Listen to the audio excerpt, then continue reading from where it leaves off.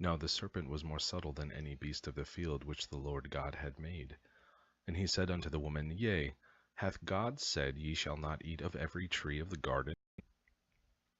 And the woman said unto the serpent, We may eat of the fruit of the trees of the garden, but of the fruit of the tree which is in the midst of the garden, God hath said, Ye shall not eat of it, neither shall ye touch it, lest ye die.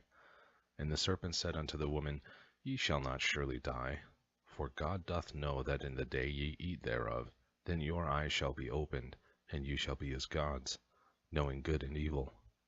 And when the woman saw that the tree was good for food, and that it was pleasant to the eyes, and a tree to be desired to make one wise, she took of the fruit thereof, and did eat, and also gave unto her husband with her, and he did.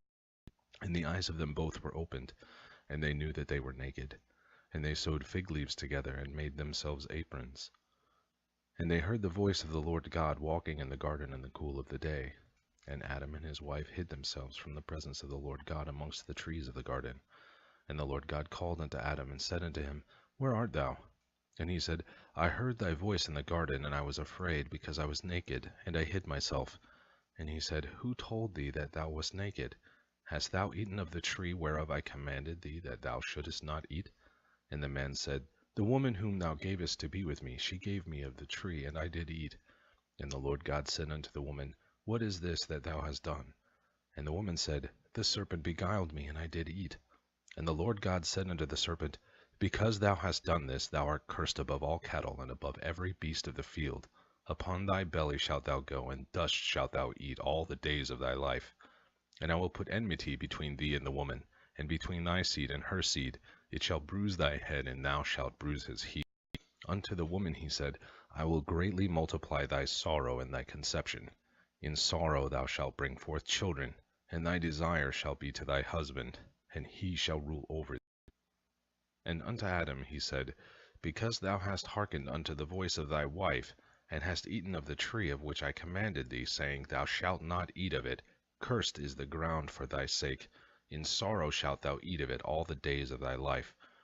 Thorns also and thistles shall bring it forth to thee, and thou shalt eat the herb of the field.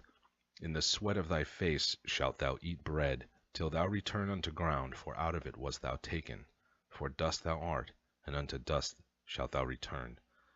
And Adam called his wife's name Eve, because she was the mother of all living.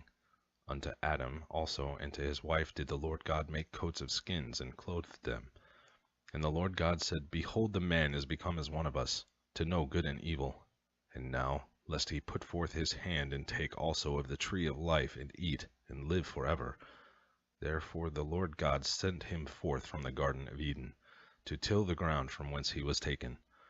So he drove out the man, and he placed at the east of the garden of Eden cherubims, and a flaming sword which turned every way, to keep the way of the tree of life.